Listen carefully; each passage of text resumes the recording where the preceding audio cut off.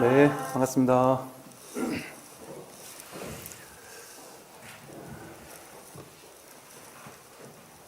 요즘 이제 날씨가 딱 공부하기 좋은 날씨네요. 진짜 부산, 양산 이외 지역에서 오신 분, 손 한 번 들어주실까요? 어디서 오셨습니까? 울산이요. 울산.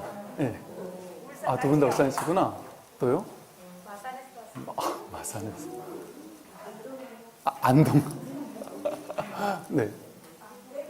대구에서요. 네. 어디요?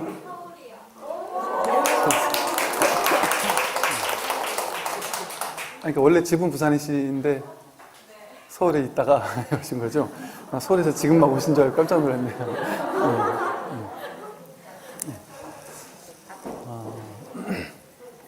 그러니까 참 우리 주지생께서도 그러시더라고요. 야, 참 정말 그 불자분들의 신심이 참 대단하신 것 같다고.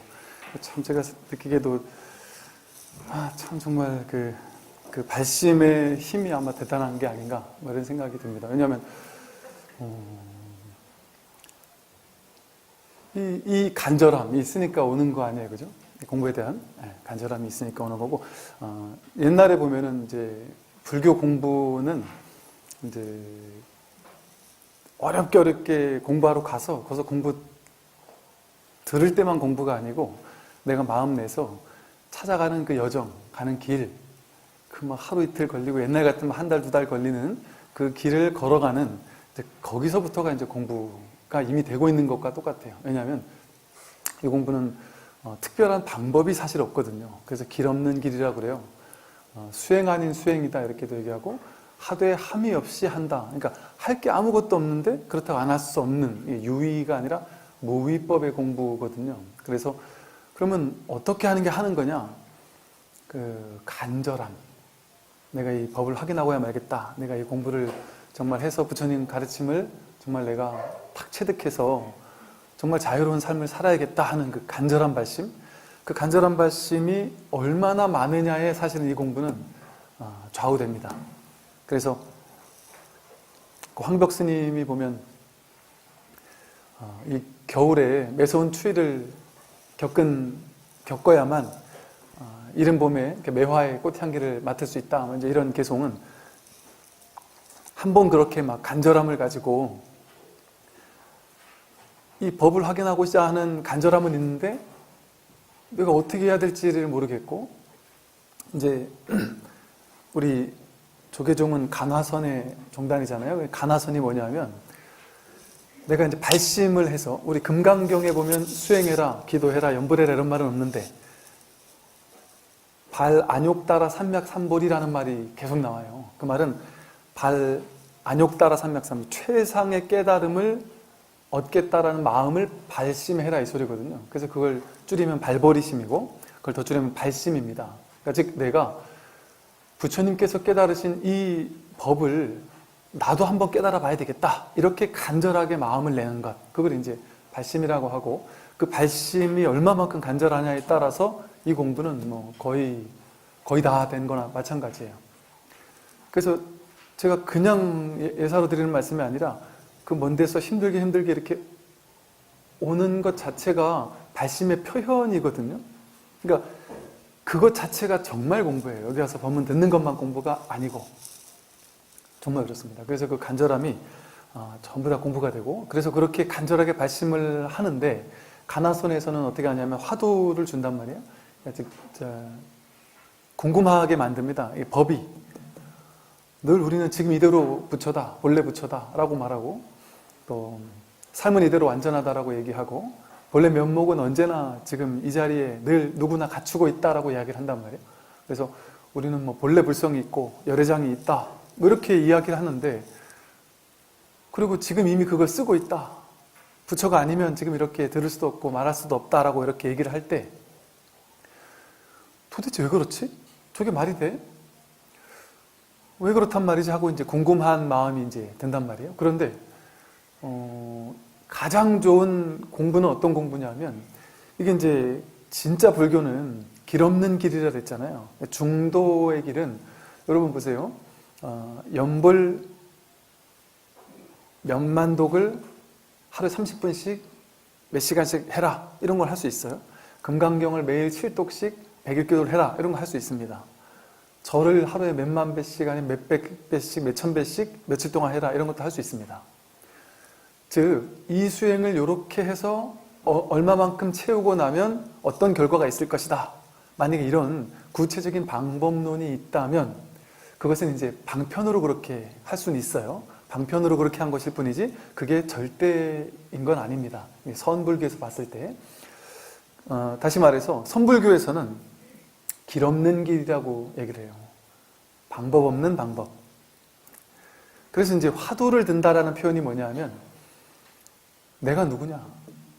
내가 본래 부처다라고 하는데 내가 봤을 땐 나는 부처가 아니라 지금 중생 아닌가? 난 이렇게 중생인데 왜 날 보고 부처라고 하지? 이게 이제 마음속에서 궁금해지는 거죠. 그런데 간화서는 이제 여기 아직 발심을 제대로 한 스님들이 주로 이제 전문 수행꾼들이라고 할 수 있는 어떤 스님들, 또 선사 스님들을 대상으로 이 조사 스님들이, 선사 스님들이 그 제자에게 화두를 탁 던져주는 거예요. 뜰 앞에 잣나무가 부처가 뭐냐? 뜰 앞에 잣나무다. 부처가 뭐냐? 호떡이다. 마삼근이다. 개에게는 불성이 없다. 이런 식의 화두를 던져주는 거거든요. 혹은 뭐 가장 간단한 화두라면 네가 누구냐? 이 먹고 이것이 무엇이냐? 라는 이제 화두를 준단 말이죠. 그런데 그렇게 이제 발심을 제대로 한 스님들 같으면 그런 얘기를 듣고 발심이 딱 일어나서 야, 내가 이걸 한번 화두를 타파해 봐야 되겠다 하고 이제 딱 달라붙는단 말이에요. 근데 일반 신도님들이, 일반 불자분들이 뜰 앞에 잣나무를 화두를 드세요. 이렇게 얘기를 하면 이게 들립니까? 이게 뜰 앞에 잣나무, 이거 어떻게 되는지도 모르겠고 이걸 뭐 어떻게 해야 되는 건지도 모르겠고 이게 모른단 말이죠. 그런데 이제 그 간화선이 나오기 이전에 있던 그 간화선의 원류라고 할 수 있는 전통이라고 할 수 있는 그 조사선, 육조 해능 스님부터 있던 그 조사선의 원류에서는 그 조사선, 그 초기 간화선, 생생한 간화선은 무엇이었냐면 스승의 법문을 듣고, 스님들의 법문을 듣고 저절로 발심하게 만들어줘요. 그러니까 쉽게 말해 발심은 내가 하는 게 아닙니다. 스님이 저절로 발심하도록 만들어주는 법문을 해주는 거죠. 그래서 법문을 듣다 보면 저절로 발심이 돼요. 그래서 내가 이 부처를, 내 부처를 확인해 봐야 되겠다라고 막 간절한 마음이 들고, 그래서 법문을 듣다 보면 저절로 내가 막 답답하고 저절로 이제 화두가 차오르는 거예요. 의문, 궁금함이 막 저절로 차오르게 돼서 저절로 공부가 되는 겁니다. 그래서 이 이제 내가 부처를 깨달아야 되겠는데, 화두를 타파해야 되겠는데, 내가 이것이 무엇인지, 내가 왜 부처인지를 확인해야 되긴 하겠는데, 스승이 자꾸 궁금하게 만드는 법문은 던져줍니다. 그런데 구체적인 방법은 주지 않아요. 그게 바로 방법 아닌 방법이고 길 아닌 길입니다. 그게 가장 좋은 수행법입니다. 즉, 제대로 된 수행이라는 것은 특정한 수행 방법이 정해져 있고 그것을 내가 이렇게만 하면 되겠구나라고 해서 딱 정해져서 이렇게만 하면 되네 하고 딱 정해진 수행은 제대로 된 수행이 아닙니다. 그래서 화두가 바로 그거거든요. 화두는 이렇게 해라라는 방법이 없어요. 그냥 뜰 앞에 잣나무다라고 얘기를 했는데 그래서 어쩌라는 거야? 뜰 앞에 잣나무를 어떻게 하라는 겁니까? 그 화두를 풀어봐. 그 방법을 안 가르쳐 줍니다. 유일한 방법은 뭐냐면 이걸 답을 내야 되는데, 즉 여러분 이 부처라는 거예요. 부처를 지금 이 자리에서 곧장 확인할 수 있다는 겁니다. 진리를 지금 여기서 내가 왜 부처인지를 바로 확인할 수 있다는 거예요. 어떻게 확인하느냐? 이렇게 부처가 드러나 있다는 거예요. 큰 스님들께서 손가락을 하나 들면서 이렇게 법이 드러나 있다. 완전히 법이 드러나 있다. 이렇게 얘기를 계속 한단 말이죠. 그런데 어떻게 이게 법인지를 확인하느냐? 유일한 방법 아닌 방법이 뭐냐면 머리로 답을 내려고 해서는 안 된다. 이게 간화선에서 가장 중요한 원칙입니다. 즉 우리는 모든 문제를 풀 때는 머리를 가지고 문제를 풀잖아요. 머리를 굴려서 답을 냅니다. 근데 이 공부는 머리를 굴리는 건 유의 조작이라 그래요. 조작에 속한다. 아르마리에 속한다. 제가 지난 시간 말씀드린 이 초기 불교 교리에서 이제 우리 앞으로 주구장창 공부를 할 텐데, 제가 지난 시간 얘기했던 오온에서 색수상행식 할 때 그 식, 마음을 수상행식이라고 하는데, 그 수상행의 도움을 받아서 식이 마음의 왕이라 그래요. 그래서 이 식으로 알아서는 안 된다. 분별해서 답을 내서는 안 된다. 생각으로는 답을 내서는 안 된다. 그 말은 뭐냐면 방법론이 없다는 겁니다. 그런데 답은 내야 된다. 그러면 우리는 뭐밖에 할 수 없느냐면 궁금하긴 한데, 이게 왜 붙여있는지 알고는 싶은데, 머리를 가지고 손가락 드는 게 왜 붙여지? 머리를 가지고 굴려가지고 답을 내서는 그건 틀린 답, 무조건 틀린 답이다. 무조건 틀린 답이다. 머리는 굴리지 마라. 그런데 답은 내라. 그러면 어떻게 돼요? 자연스럽게? 궁금은 한데 어떻게 할 방법이 없어요.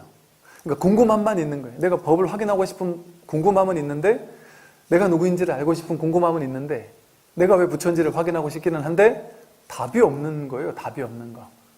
그리고 방법도 없습니다. 방법이라고 하면 머리로는 안 된다. 머리를 굴려서는 안 된다. 애써도 안 된다. 방법을 찾아서도 안 된다. 그러면 답답하니까 막 답답해서 미간이 찡그려져요. 그러니까 가나선에서 10가지 주의점을 얘기해요. 방법은 얘기 안 하고 이건 안 된다라는 주의점만 10가지 얘기를 해요. 그게 대부분 뭐냐면 생각으로는 안 된다.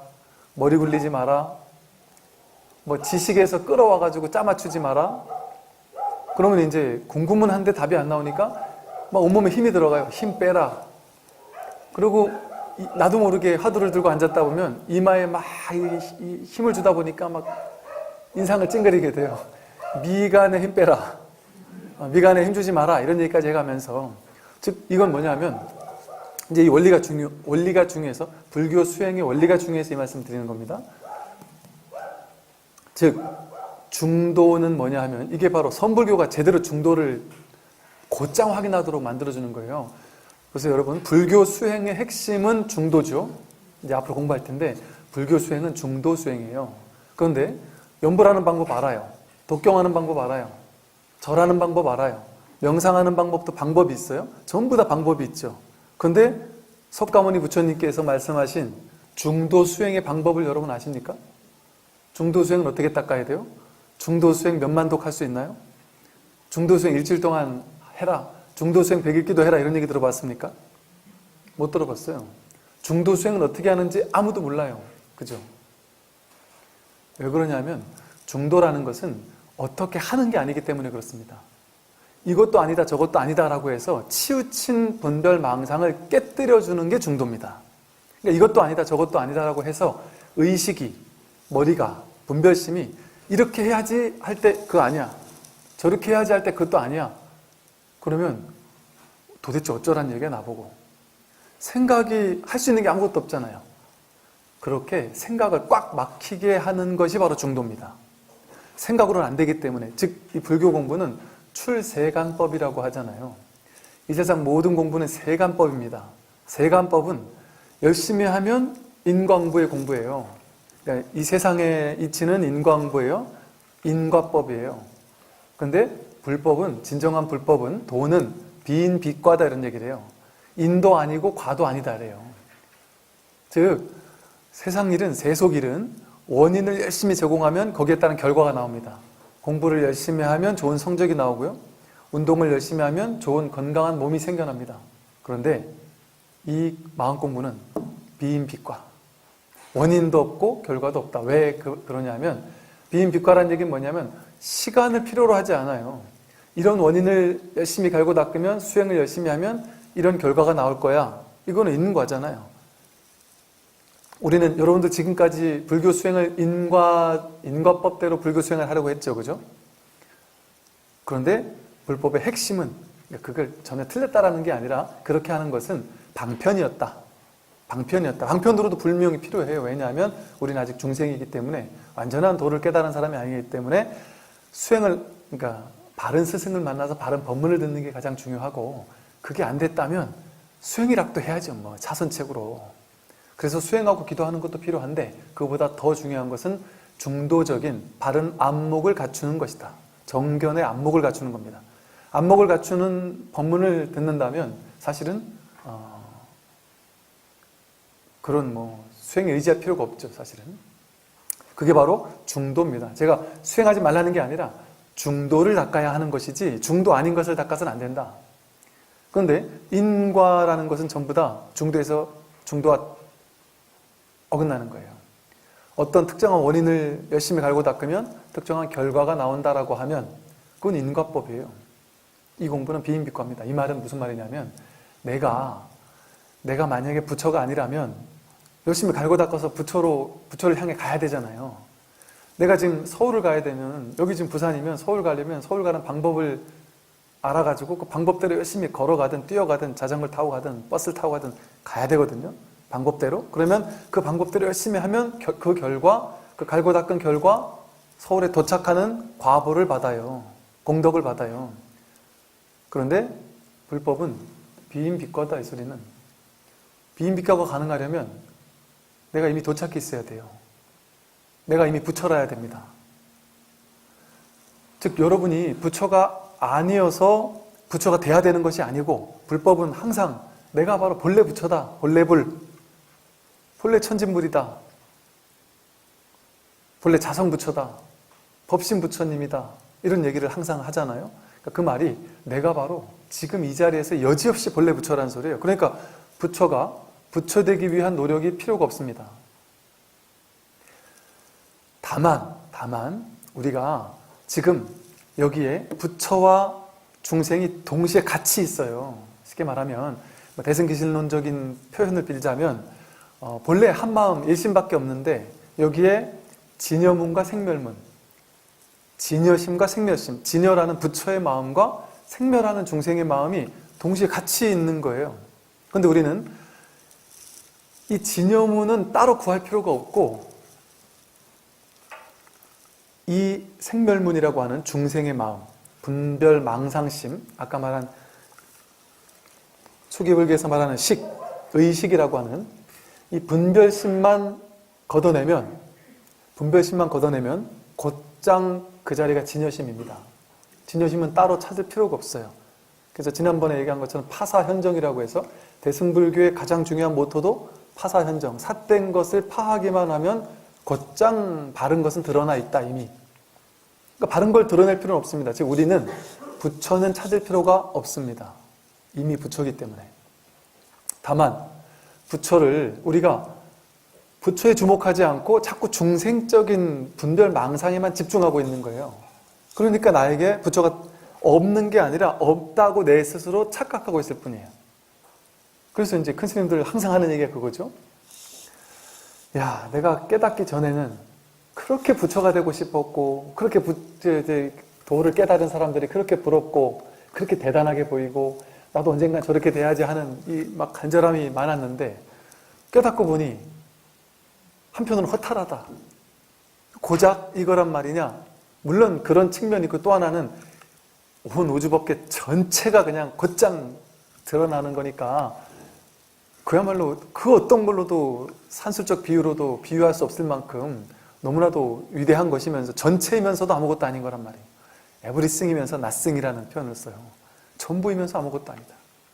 그래서 큰 스님들이 깨닫고 보니까 아이고 이제 이를테면 이제 우리 주변에 견성한 도인이 있다. 스님들이 또 있고 제가자들도 있고 그럴 수 있어요. 근데 그런 분들이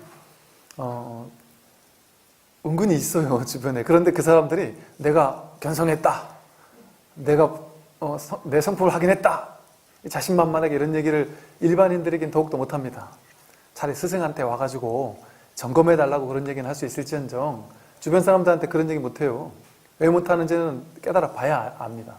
할 수가 없어요. 깨달았다라고 할 만한 내가 사라지는 것인데 거기 깨달았다라고 하고 그런 상이 생긴다면 그거는 법상이잖아요. 제대로 딱 개합이 안 된 거이기도 하고. 그래서 아주 중요한 것은 이렇게 뭔가 유의 조작하는 공부가 아니다. 제가 지난번에 그 말씀 드렸습니다.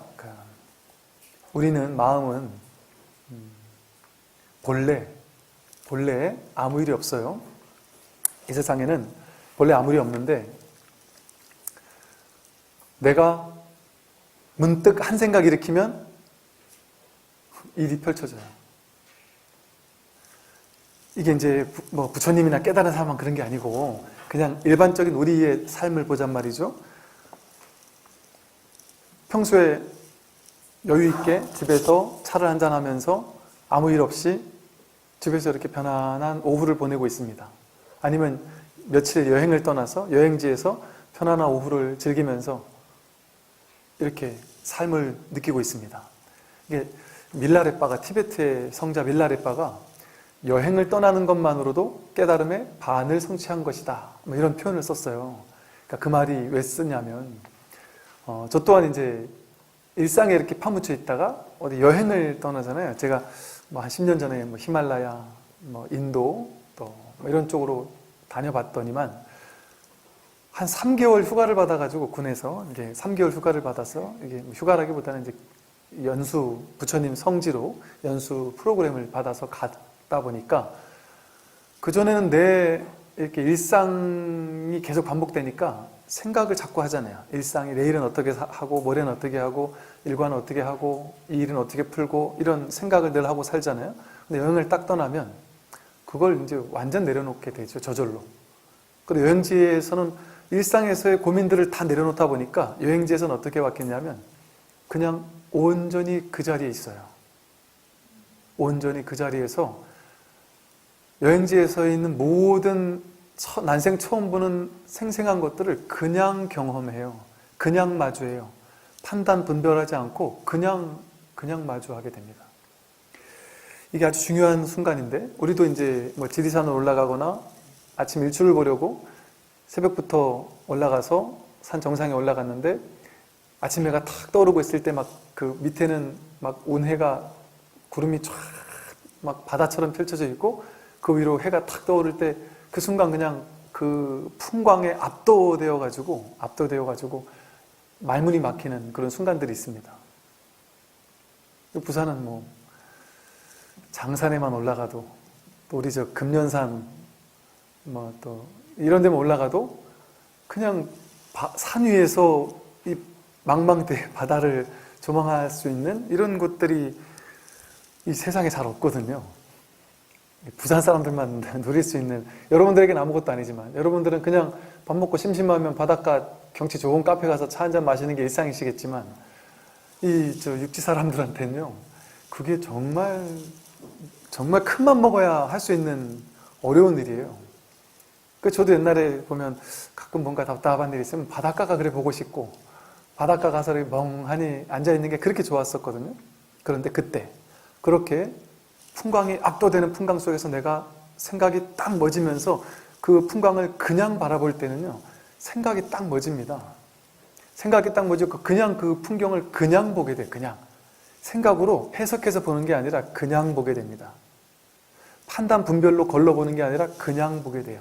그냥 보게 되는 그 순간이 사실은 굳이 표현해 본다면 어떤 순간이냐면, 내가 그렇게 생각해 보진 않았겠지만 굳이 표현해 본다면 어떤 순간이냐면, 일상적으로는 여기 내가 있고 여기 죽비가 있어. 내가 죽비를 봐. 이렇게 세 가지로 나뉘어요.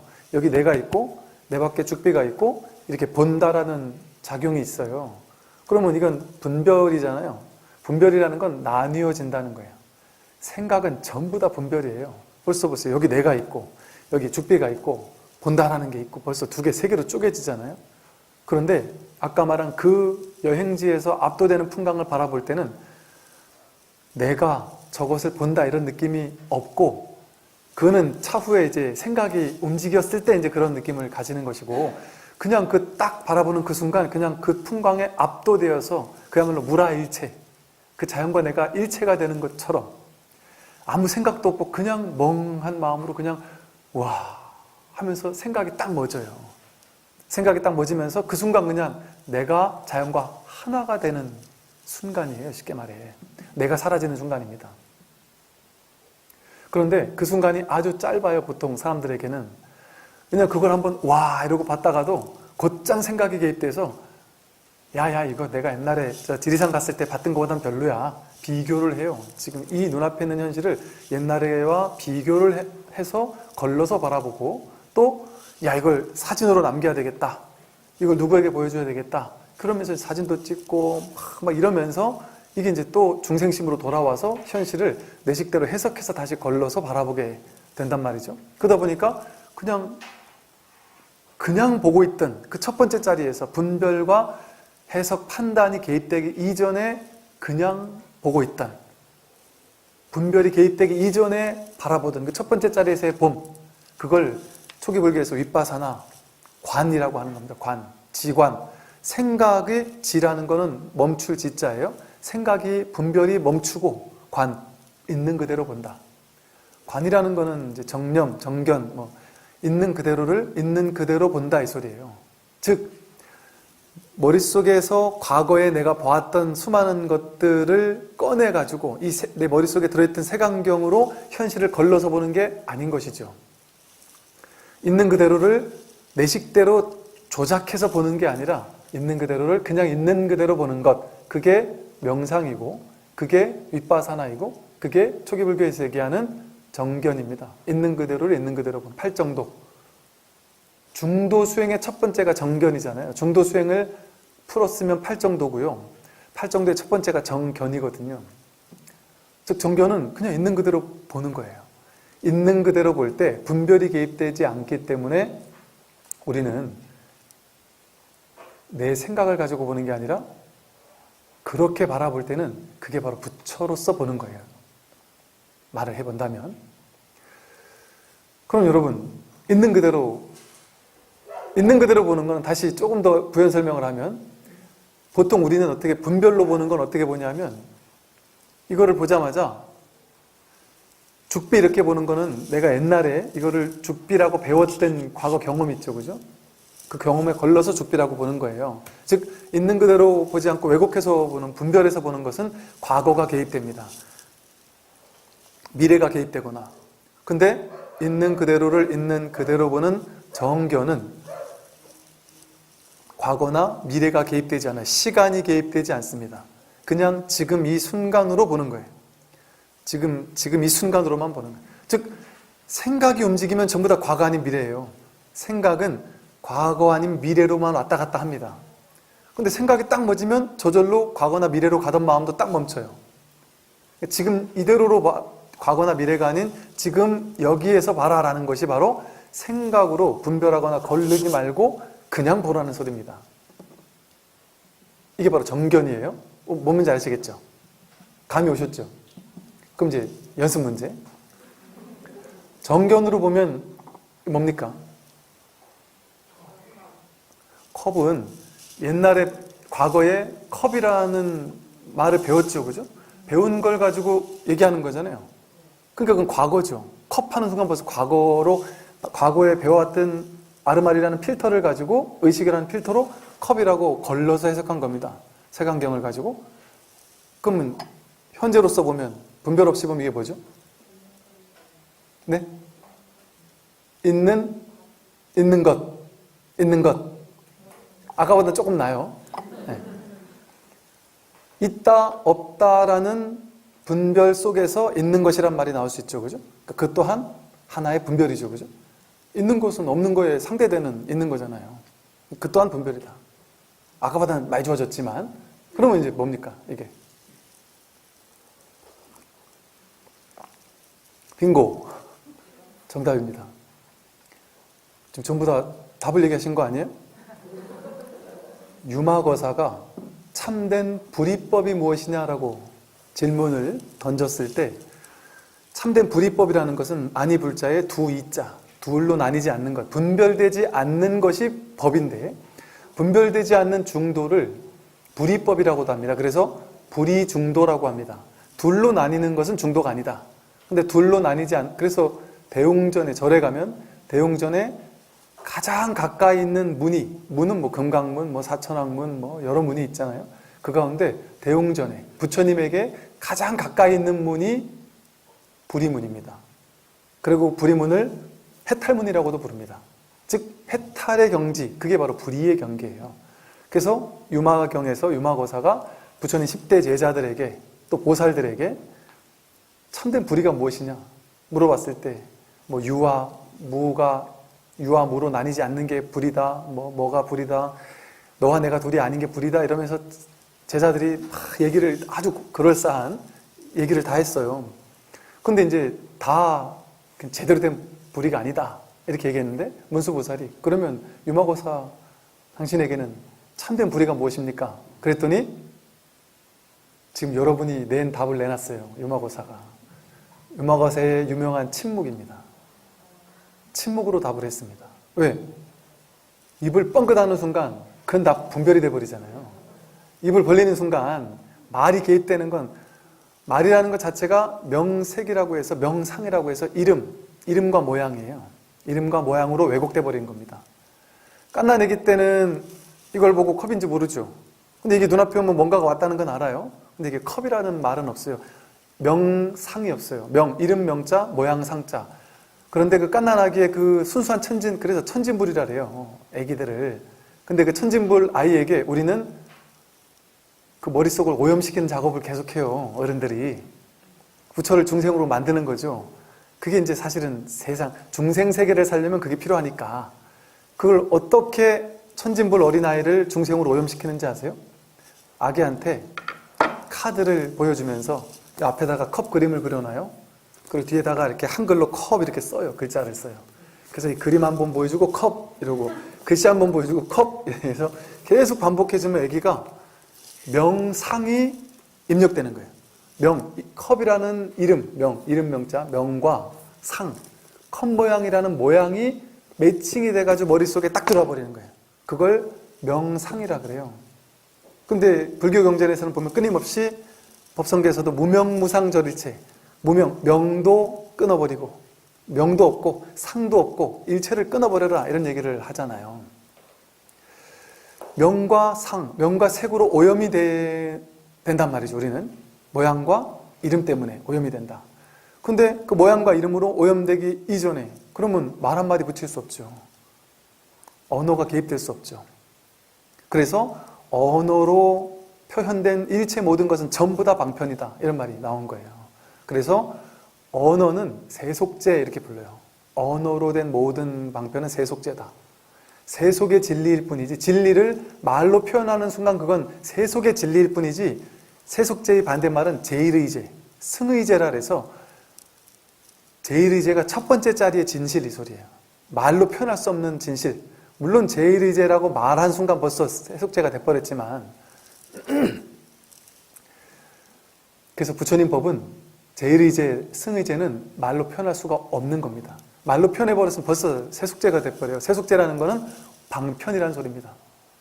그래서 경전을 문자반야라고 그러죠. 문자반야. 실상반야, 진짜 반야가 아니고 문자로 반야를 근사치로 표현할 수밖에 없는 것일 뿐이다. 그는 문자는 진짜 진리가 아니다. 그래서 문자를 가지고서 이 법을 볼 수 없습니다. 머리를 가지고 헤아려 가지고 법을 볼 수가 없고, 그러니까 지금 우리는요 어떤 일을 하고 있냐면 여러분 인생에서 여러분 나이가 지금 벌써 50, 60, 70 가까이 되신 분들은 40년, 50년, 60년을 머리를 가지고 이렇게 명색을 배우는 공부만 해왔어요.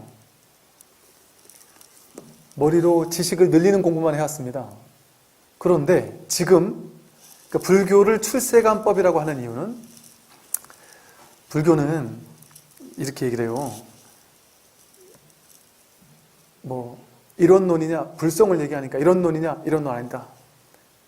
다 불성이 있다라니까 그럼 범신론이냐 그런 거 아니다. 범죄신론이냐 그런 거 아니다. 뭐 유물론이냐 아니다. 그럼 유심론이냐 그런 것도 아니다. 전부 다 이 세상에서 얘기하는 모든 그런 틀들, 사상, 철학, 어떤 도그마, 주의에서 얘기하는 그 모든 틀을 전부 다 아니라고 부정을 합니다. 불교에서는. 왜 그러냐면 그 모든 틀은 전부 다 세간법 안에서의 이야기들이에요. 그런데 불교는 출세간법입니다. 그 모든 게 다 아니에요. 왜 그러냐면 지금부터 여러분들이 이제 이 불교 공부에서 공부할 거는 뭐냐 하면 한 번도 안 해본 공부, 여태까지 태어나서 세상에서 한 번도 안 해본 공부를 하는 게 불법입니다. 그럼 여러분들 그럴 거예요. 스님 무슨 소리 하십니까? 우리도 불교대학 나올 거 다 나왔고 불교 공부할 만큼 많이 했는데 나는 불교 공부 많이 했는데 저 스님은 뭐 당신이 얘기하는 것만 그렇게 옳다는 아집을 부리는 겁니까? 이렇게 얘기할 수도 있는데 제가 그런 얘기를 하려는 게 아니고 그러니까 제가 그랬었기 때문에 여러분에게 말씀드리는 거예요. 그리고 바르게 공부하는 사람도 여차하면 이 함정에 빠지기 때문에 누구나 빠지기 때문에 그리고 모두가 거기에 빠져 있기 때문에 즉 불교 공부는 출세간법이라 불이법으로서 하는 공부고 머리로 하지 않는 공부예요. 그런데 우리는 머리로 하는 공부밖에 해본 적이 없어요. 즉 뭔가 배울 때 머리로 이해해서 배우는 것밖에 해본 적이 없어요. 맞잖아요. 수학, 영어 뭐 다 하더라도 머리로 이해해서 배우는 공부예요. 전부 다 세상 공부는 머리로 이해해서 아는 공부밖에 해본 적이 없는데 불교는 유일하게 이 세상 공부와 전혀 다른 방식, 어떤 방식이냐면 머리로 이해하지 않는 방식. 어이가 없죠. 머리로 이해하지 않으면 그게 무슨 공부냐? 할 게 없는 거 아닙니까? 할 게 없는 거예요. 머리가 움직여서는 되지 않는 방식, 분별해서는 되지 않는 방식. 우리가 세상을 파악하는 방법은 유일하게 분별해서 대상을 아는 것, 분별해서 세상을 아는 것, 생각으로 세상을 아는 것. 이걸 긴지 짧은지 비교해서 길다라고 아는 것, 이것만 우리가 알아왔단 말이에요. 그런데 지금 이제 이 마음 공부, 불교 공부에서는, 이 붓다 수업에서는, 불교 교리에서는 한 번도 안 해본 공부를 할 작정이라는 거죠. 그러니까 각오를 단단히 해야 됩니다. 왜냐하면 내가 태어나서 익숙하던 것과 이별해야 되거든요. 익숙하던 방식과. 그리고 전혀 다른 가보지 않은 길을 가는 거예요. 가보지 않은 길을. 근데 가보지 않은 길을 옛날 세속 공부하던 방식으로 하면 되겠습니까? 열심히 갈고 닦으면 난 더 빨리 가겠지. 그렇지가 않아요. 수행 열심히 하면 더 빨리 부처가 되겠지. 그렇지가 않습니다. 남학회양이 마조 스님이라고 유명하잖아요. 마조 스님이 좌선하고 있는데 옆에서 지난번에 얘기했죠. 벽돌을 갈았다고. 벽돌을 가니까 참선에 방해되게 왜 벽돌을 가시냐 그랬더니 거울 만들라 그랬다. 그러니까 이게 벽돌이 어떻게 거울이 되냐 그랬더니 넌 앉아있는다고 부처 되냐? 앉아있으면 부처 안 된다.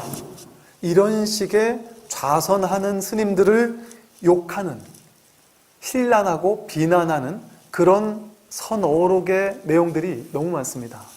일일이 열거할 수 없을 만큼 제가 선어록과 마음공부라는 책에 그런 부분들을 좀 많이 뽑아놨는데 그걸 읽어보면요, 뭐 임재, 조주, 마조, 황벽, 육조 스님 할 것 없이, 달마 스님 할 것 없이 그 선의 황금기라고 불리는, 우리가 제2, 제3의 부처라고 불리는 그 무수한 조사 스님들이 전부 다 수행하지 말란 얘기를 그렇게 많이 하고 있어요. 우리들에겐 충격이죠.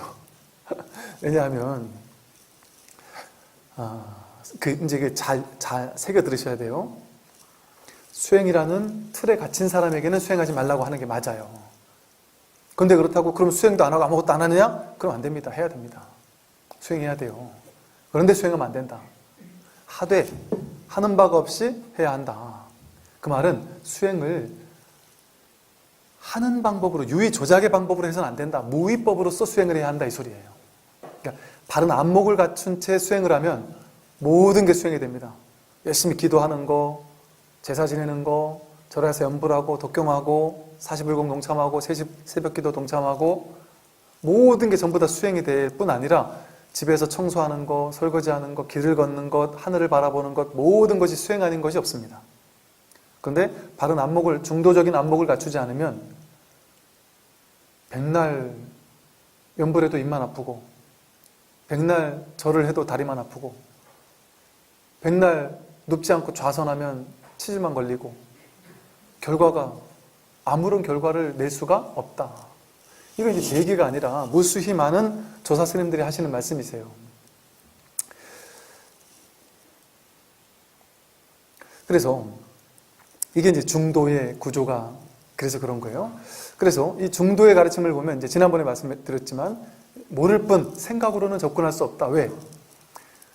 생각은 항상 둘로 나누어 가지고 비교해서 아는 걸 택하거든요.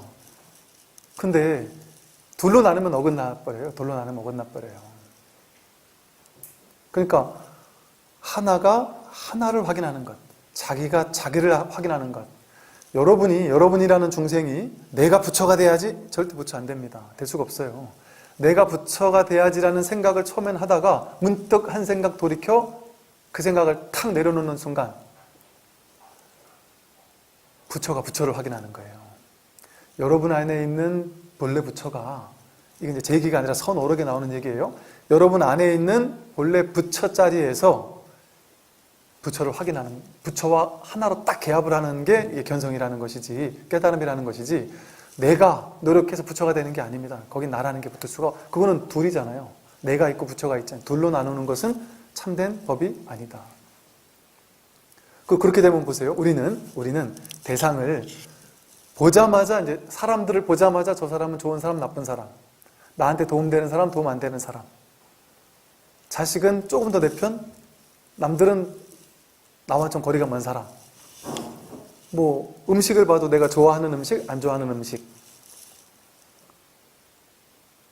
무엇이든 보면 항상 좋다, 나쁘다라고 판단을 하잖아요.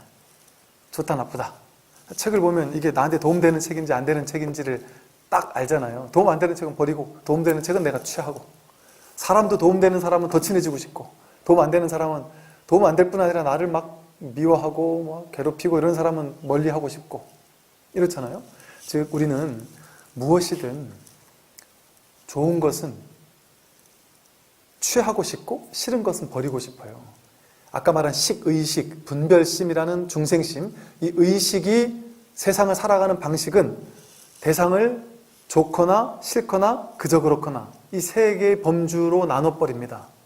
근데 그저 그런 건 나한테 별 영향을 안 미치니까 그냥 사라져버려요. 그래서 고수, 락수, 불고불락수 혹은 사수라고 해서 고수, 좋은 느낌을 주는 대상, 싫은 느낌을 주는 대상, 근데 불고불락수라 해서 좋거나 싫은 것도 아닌 그냥 그런 대상은 사수라 해가지고 버릴 사자를 써서 그냥 버려져요. 내 의식에서 집중을 못 받고 그냥 버려져요. 즉 여러분이 집에서 여기까지 오는 동안, 집에서 저기까지 오는 동안 맨날 지나다니던 길인데도 불구하고 차를 타고 오다가 어느 날 문득 걸어오다 보면 우리 집 주변에 이런 게 있었어 하고 되게 놀라운 것들이 많잖아요. 그런 것만 그런 게 아니라 여러분 집 안에 있는, 여러분 집 앞마당에 있는 여러분이 전혀 발견하지 못한 무수한 놀라운 것들이 많이 있을 겁니다. 저도 20년 넘게 살다가 20대 중반의 어느 날 문득 제비꽃을 보고 너무나도 놀랍게 제비꽃을 전혀 새롭게 바라본 기억이 있는데 그 이후로 저는 어떤 느낌이 들었냐면 25년 동안 내가 뭘 하고 살았지? 제비꽃만이 문제가 아니라 삶의 모든 하나하나가 전부 다 막 반짝반짝 빛나고, 뭐랄까 굳이 표현을 해본다면 옛날에는 제 인생에서 제 삶에서 다 아웃포커싱 돼가지고 내 초점에 별로 관심을 못 받던 무수히 많은 것들이 반짝반짝 빛나기 시작하는 거예요. 푸른 하늘을 보면서 너무나도 충만함을 느끼고, 나무 한 그루, 그 제비꽃을 보던 그 봄, 너무나도 뭐랄까 그 경이로운 나머지 그 자연 하나하나의 초록이, 연 초록이 점점 진한 초록으로 물드는 게 너무 아쉬운 거예요. 이 연초록이 없어진다는 게. 그러다가 연초록이 진한 초록으로 물들고 꽃이 피고 또 떨어질 때 너무 아쉽더니 가을이 되어서 단풍이 지는데 막 숨막히도록 아름다워서 정말 이렇게 아름다운 것을 나는 왜 지금까지 내 인생에서 한 번도 모르고 살았지? 너무 놀라웠어요. 그 해에 낙엽이 떨어지는 것을 보면서 너무너무 가슴이 아팠습니다. 이 낙엽이 다 떨어지면 어쩌나 이제.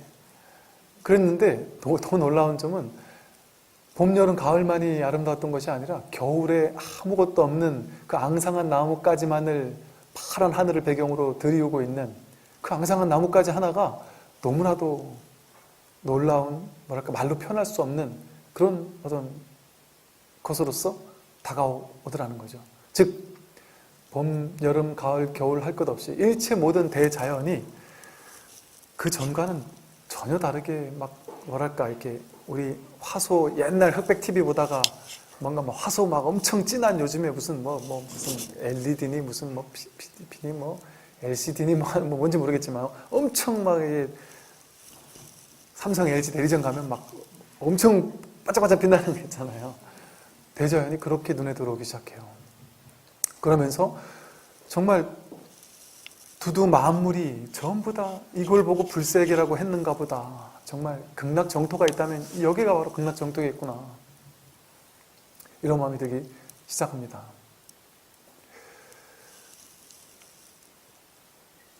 즉 뭐랄까 이 공부는요 점차 뭐랄까 나와 너 이렇게 둘로 나누던 것이 그냥 하나로 개합이 되고 또 그것 자체가 내가 분별, 해석, 판단으로 들어오는 게 아니라 난생 처음 보는 것처럼 그 산 위에 올라가서 대자연의 아름다움, 해가 뜨는 것을 바라볼 때 압도되는 그것이 매 순간 무엇을 보든 곧장 그것과 접속한다고 할까요? 저는 그때 한동안 그랬던 느낌이 나요. 뭔가 막 일 때문에 막 바쁘다가도 아니면 어떤 정신이 없어서 막 이렇게 신경을 쓸 일이 많아서 정신없이 바쁘다가도 문득 창문 바깥을 바라보면서 나무 한 그루만 바라봐도 모드가 탁 바뀌는 것 같은 거예요. 그때는 그게 뭔지도 모르겠고 모드가 탁 바뀌어요. 문득 천상세계에 와 있는 것 같은 말로 하자면. 그래서 옛날에 쓴 글들을 보면 그런 글들이 있어요. 이렇게 그냥 일과 속에 이렇게 푹 파묻혀서 막 있다가도 문득 고개 들어 하늘을 바라보면 저 히말라야 어떤 그 롯지에서 그냥 무견하게 그 설산을 바라보던 그 풍경을 지금 눈앞에 마주하는 것 같다. 인도 부처님 성지의 오지에 있는 아주 허름한 게스트하우스에서 부처님 사리탑을 먼 발치에서 바라보던 그 여행자의 텅 빈 바라봄, 그것이 그냥 지금 이 자리에 있는 것 같다. 제가 히말라야에 갔을 때 너무 그 한 발 한 발이 너무 투명하고 눈부시고 그냥 압도되는 그 풍광, 밤에는 그 별이요 정말 말로 표현할 수 없는 정말 너무너무 가보셔야 돼요. 어떻게 이럴 수가 있지 싶을 정도로 정말 코앞에 별이 이런 거였어? 한국에선 전혀 제가 보지 못했던 그런 놀라운 별들에 정말 1분, 2분에 하나씩 이렇게 이게 별똥별이 계속해서 떨어져요. 정말 이렇게 만화 영화에 보면 막 맨날 떨어지는 게 정말로 그래요. 정말로 그 압도되는 풍경을 바라보면서 너무나도 막 정말 좋았는데 한국 돌아오면서 그때는 속으로 생각은 어땠냐면 이 아름다운 풍경을 놔두고 또 한국으로 가야 되는구나. 아쉬움 같은 게 있었는데 제가 그때 강원도 양구 살았습니다. 한국으로 돌아와서 강원도 양구로 버스를 타고 가는데 히말라야 비교할 수 없는 눈부신 이 강원도 양구의 아름다운 자연이 그냥 저를 압도하더라고요. 내가 히말라야 왜 갔나 싶을 정도로 그냥 여기에 이미 그 풍광이 여기에 이미 매 순간 속에 있었던 거예요. 그러면서 우리가 이 불이법을 개합하게 되면 이제 대상을 바라볼 때 이건 좋은 거, 저건 나쁜 거, 이건 그저 그런 거 이렇게 보게 되면 자동으로 어떻게 되냐면 좋은 거는 집착하게 되고 그래서 더 갖고 싶어 하고 싫은 거는 미워하거나 밀쳐내고 싶거나 거부하고 싶거나 그런데 싫은데도 자꾸 오면 이걸 막 화가 나요. 싫은 사람이 나한테 자꾸 화를 내면 막 시비를 걸면 막 화를 버럭 내듯이 화내거나 썩내거나 거부한다. 좋아하는 거는 더 집착하고 애착한다. 이걸 그래서 취사간택심이라고 부릅니다. 분별심이 한 발 더 나가면 취사간택심이 되는 거예요. 이걸 초기불교 12연기에서 연기적 표현으로 말하면 수애취 유생노사가 되는 거예요. 즉 수, 느낌, 좋은 느낌, 싫은 느낌이 있고 그게 좋은 느낌은 애, 애욕으로 발전했다가 그게 다시 취착심으로 집착, 내 걸로 만들려는 집착으로 발전을 해요. 그렇게 집착으로 발전하면 그 내 걸로 가지고 싶은 것을 내 걸로 만들기 위해서 실행에 옮기는 행위를 직접적으로 하게 됩니다. 그것이 바로 유고요. 업유라고 해서 업을 짓기 시작한다. 실질적으로 뭔가를 발생시키기 시작한다. 그러면서 삶이 탄생합니다. 내 인생에 많은 것들이 탄생해버려요. 내 인생에 뭔가 중요한 게 탄생해요. 12연기에서 말하는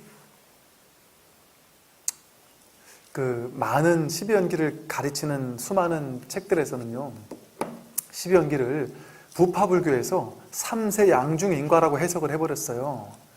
그리고 요즘 이제 초기불교를 공부하는 많은 분들은 전부 다 초기불교, 제가 이게 자꾸 비판하면 안 되는데, 이제 비판이라기보다는 초기불교를 공부하는 사람들 중에도 안 그런 분들도 계세요. 그런데 대부분이 어떠냐면 초기불교를 공부하는 거 너무 좋은데 그 초기불교를 공부할 때 부파불교의 전적들, 청정도론이라든지 이런 부파불교의 어떤 논서들을 거의 경전보다도 오히려 더 경전처럼, 교과서처럼 생각을 하는 게 저는 조금 걱정스러운 우려가 되는데, 이런 얘기 못해요.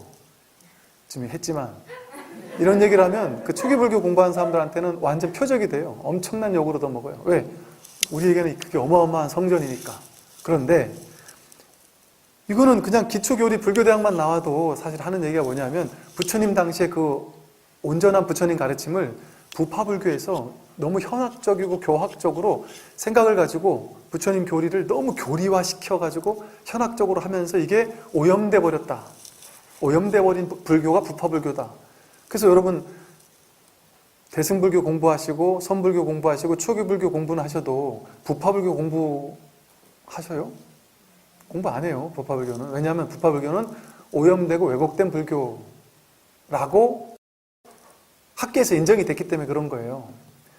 그런데 이제 초기불교를 부파불교 사람들은 이제 깨달음의 안목에서 해석했다기보다는 부파가 다른 부파와 상대적으로 그 20개로 나뉘어진 부파 중에 서로 우리 부파가 더 우월성을 인정해야 되다 보니까 머리로 막 그걸 해석하는 불교가 너무 많아졌고, 그 결과들이 어떤 부파불교의 전적들이거든요. 근데 지금 초기불교 하는 분들이 다 좋은데, 함경 니까야를 판다면 좋은데 너무 그 부파불교의 전적을 가지고 너무 교과서화하는 게 조금 조심스럽기는 해요. 그런데 그렇게 이제 공부를 하다 보면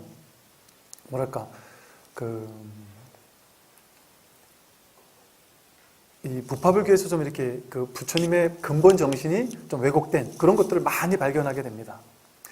그리고 이제 다시 돌아가면요, 이렇게 선과 그런 데서 다 보면 삼세양중, 부파불교에서 대표적으로 해석한 게 바로 그 삼세양중인과론이에요. 즉 12연기를 과거, 과거생, 현생, 미래생, 아니면 그전 과거생, 전 과거생, 이번 생, 이런 식으로 3세로 이해해서 설명을 하는 거예요. 근데 그 이유가 생노사가 있으니까 생은 태어남이고 노사는 늙고 죽고 이거 아니냐? 그러면 당연히 태어나는 걸 얘기하는 거 아니냐?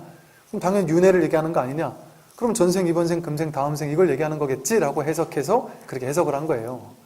그런데 부파불교 중에도 부파에 따라서 어떤 해석하는 문화에서는 찰나인과로 해석하기도 해요. 12연기를. 즉 눈앞에 있는 지금 12연기가 드러나는 거지 과거, 현재, 미래 아니다 이렇게 해석하기도 하는데, 그게 맞는, 굳이 표현해 본다면 그게 맞는 거죠. 왜?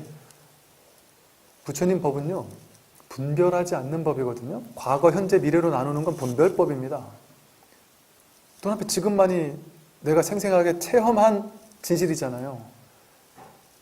내가 과거가 있어, 어제가 있어, 내일이 있어라는 거는 생각이 만들어내는 허상이잖아요. 과거가 있어, 미래가 있어라는 것도 생각이 만들었잖아요. 100%. 내가 내 인생에서 100% 내가 검증한 거잖아요, 그거는. 왜냐면 우리가 한 번도 과거 안 살아봤잖아요. 어제 분명히 살았는데요? 그 생각이잖아요. 그 생각할 때만 어제가 있잖아요. 10년 전을 생각할 때만 10년 전이 있잖아요. 생각을 다 빼버리고 어제가 있습니까? 생각하지 않으면 어제가 나타날 수 있어요? 없습니다. 내일도 없습니다. 생생하게 우리 삶에서 직접 검증한 거는 그냥 지금밖에 없다는 거예요. 눈앞에 있는 당처. 이것만이 진실이라는 거거든요. 그러니까 과거, 미래라는 건 다 생각이에요. 근데 어제도 생각이고 내일도 생각인데 윤회가 어디 붙을 자리가 있겠어요, 거기에. 그러니까 법의 안목에서 본다면. 근데 이제 방편에서는 있죠, 당연히. 방편이라는 건 생각 속에서는 있다. 그러니까 생각 속에서는 어제도 있고 내일도 있죠. 전생도 있고 내생도 있죠. 그러니까 지금 불교계 안에서 유튜브 속에서 무수히 많은 윤회가 있다론자와 윤회가 없다론자가 싸워요. 서로를 헐뜯고 욕하고 저 사람이 윤회도 없다라는 게 뭔 불자냐. 깨달음의 안목이 없는 사람은 다 윤회 있다고 한다. 참 이건 법을 깨닫기 전에는 다 저렇게 얘기한다 하면서 또 욕하고 서로가 그런단 말이죠. 부처님께서는 어떻게 얘기하신지 아세요? 윤회가 있다라고 해도 안 되고 윤회가 없다라고 해도 안 된다. 그게 중도예요, 중도. 사고부정.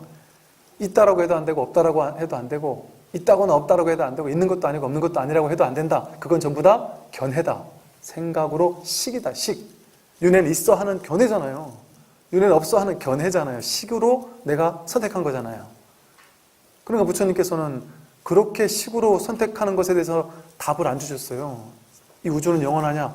부처님은 영원하냐? 죽고 나면 딱 끝나는 거냐? 아니면 계속되는 거냐? 이런 질문에 답을 안 하셨어요. 왜? 독화살의 비유를 드셨죠. 화살을 누가 독화살을 쐈는데 독화살을 당장 빼야지. 야, 빼지 마. 난 이 독화살 누가 쐈는지, 독화살의 화살은 무슨 나무로 만들었는지, 화살의 성분은 뭔지, 또 어떤 의도로 나를 쐈는지 이걸 완벽하게 내가 알기 전까지는 이 독화살 뽑지 않겠어. 이러면서 이거를 탐구에 들어가면, 연구에 들어가면 이 독화살 뽑기 전에 나는 죽겠죠. 그죠? 그럼 당장 뭐부터 해야 돼요? 이 화살이 도대체 무슨 성분으로 되는지가 뭐가 중요합니까? 당장 뽑아가지고 치료하는 게 먼저지. 그러니까 부처님께서는 당장 독화살을 뽑는 게 먼저다. 괴로움을 해결하는 게 먼저다. 그래서 죽음 이유가 어쩌고 저쩌고 윤회가 있느냐 없느냐 이런 거 희론이다. 희론. 그러면서 부처님께서 초기 불교 경전에 무수히 나오는 얘기가 뭐냐 하면 또 충격적인 얘기예요.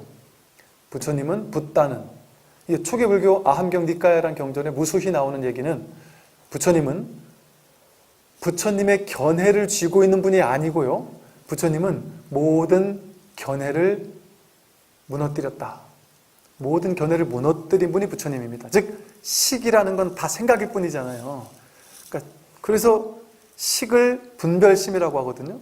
그런데 식이 아닌 것을 무분별심이라고 해요. 이 무분별심, 무분별지가 바로 반야지혜입니다.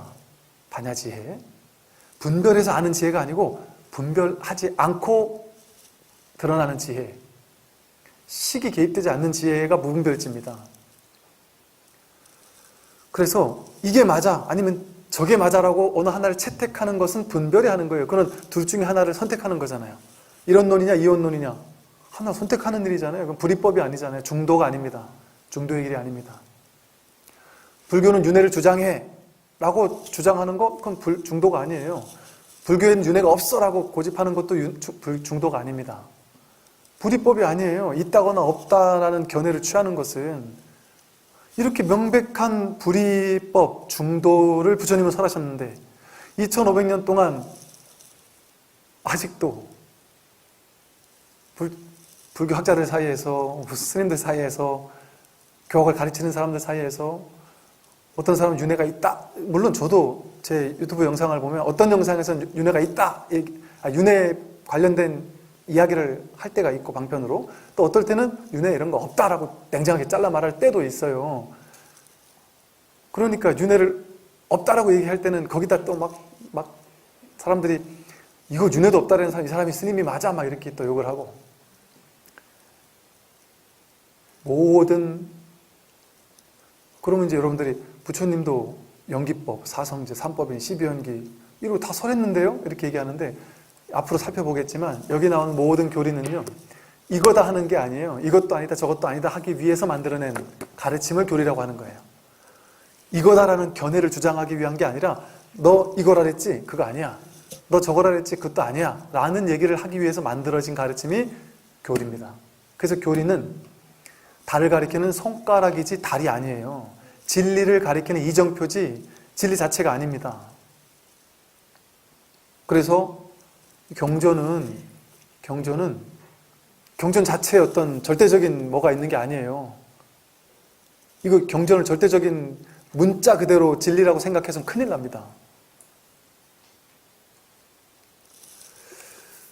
그래서 이렇게 중도적인 안목을 가지고 있게 되었을 때 우리가 이제 바른 법을 공부할 수 있는 어떤 준비가 돼요. 그래서 이 중도에서 보면요, 보세요. 아까 이제 말씀드린 것처럼 우리는 중도적인 안목이 없으니까, 바른 정견에 불이 중도의 안목이 없으니까 나와 너를 둘로 나누고, 세상과 나를 둘로 나누고, 좋다 나쁘다 둘로 나누고, 맞다 틀리다 옳다 그르다 크다 작다 잘났다 못났다 부자다 가난하다 이래야 된다 저래야 된다 있다 없다 윤회가 있다 없다 이런 식으로 둘로 나눠서 그 중에 하나를 이렇게 선택해요. 근데 선택하게 됐을 때는 유형 무형의 모든 것을 선택하게 되었을 때는 어떤 결과가 일어나느냐, 그 선택한 거에 집착하게 됩니다. 좋은 것은 집착하게 되고 싫은 건 거부하게 돼요.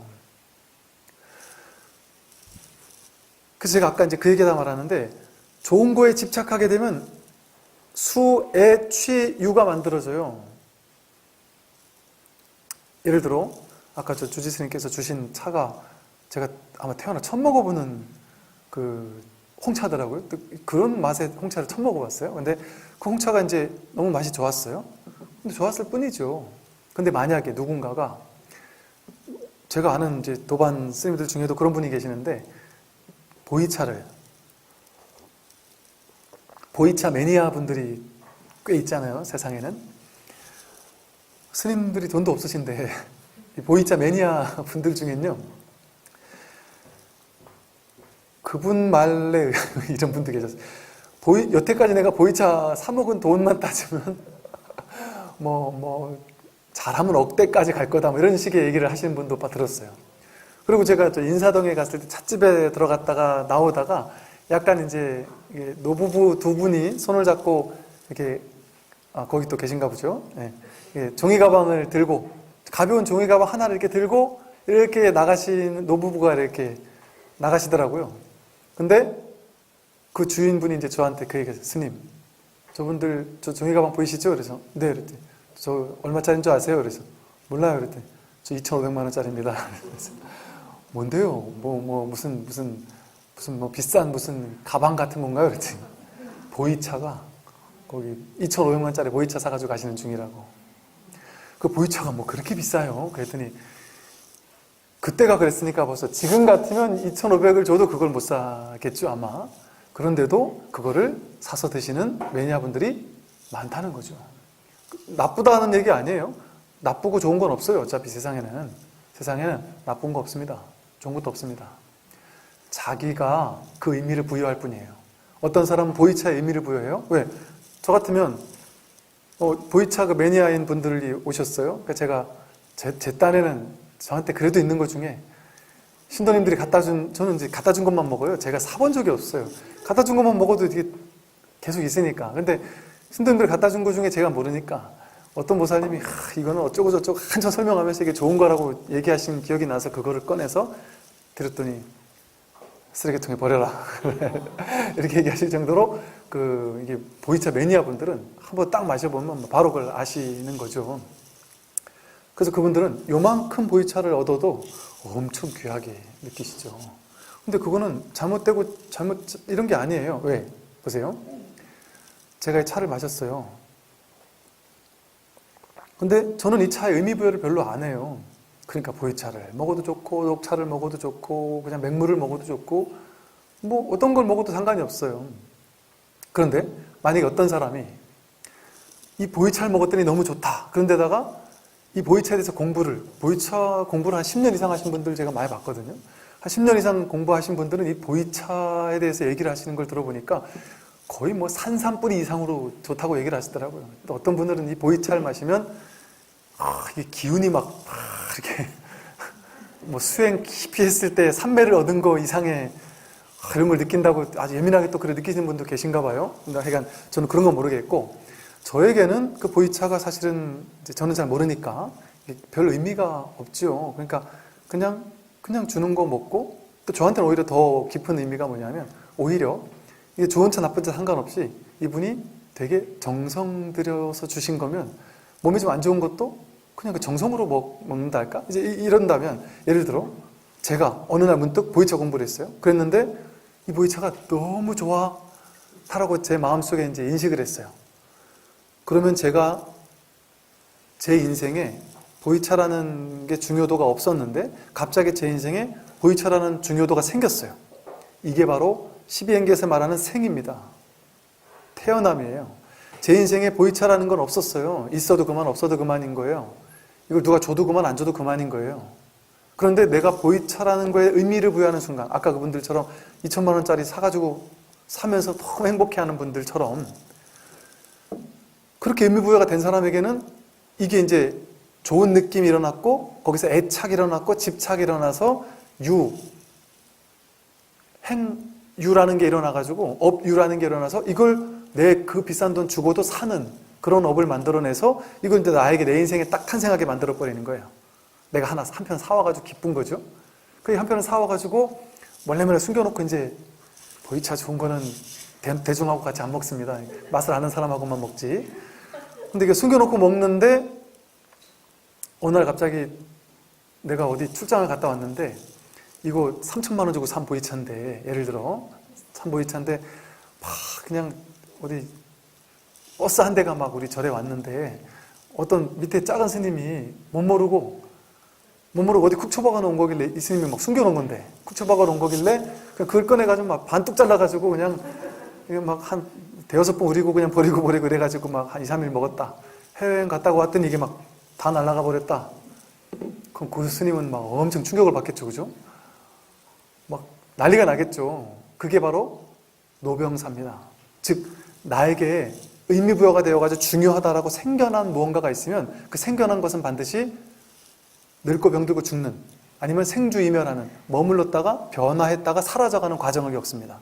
그러다가 결국에 보이차가 다 떨어져 나가면 우리 주지스님께서 저 이렇게 여기 인근에 있는 식당에 밥을 사주시면서 그분이 보이차 엄청 좋아하시는 분이시던가 봐요. 근데 그분이 뭐 어지간해서는 꺼내지 않으시, 왜냐면 당신이 어마어마한 차 매니아신데 이제 보이차로 만든 그 차고라는 거 저도 별로 듣지도 못했던 건데 엄청 귀한 거라 요즘에는 없는, 우리나라에 없는 전설로만 듣던 그 보이차 차고를 이분이 가지고 계시는 거예요. 그 이분이 막 스님들이 오시니까 막 야, 이 맛을 같이 나눌 수 있는 사람이라고 생각하셨는지 마지막 남은 차고를 우리에게 이렇게 귀하게 막 우려주시는데 정말 저도 전설로만 듣던 걸 처음으로 이렇게 먹어봤던 이제 기억이 있어요. 그런데 그것처럼 이렇게 귀한 것이 뭔가 생겨나면 그 마지막까지 남는 걸, 금속그 보살님 하시는 말씀이 이게 내가 몇십 년을 애지중지하면서 아끼고 정말 귀한 사람들 올 때만 한 번씩 오리고 그때 쬐끔만 해가지고 맛만 보게 해드리고 이제는 요거 남았다. 이제 요거 남았다가 뭐겠어요. 생로병사 죽어갈 때가 이제 얼마 안 남은 거예요. 이처럼 즉 보십시오. 우리 삶에는 불교는 공사상이라고 하잖아요. 텅 비어 아무것도 없다. 무아라고 하잖아요. 나라는 게 없다.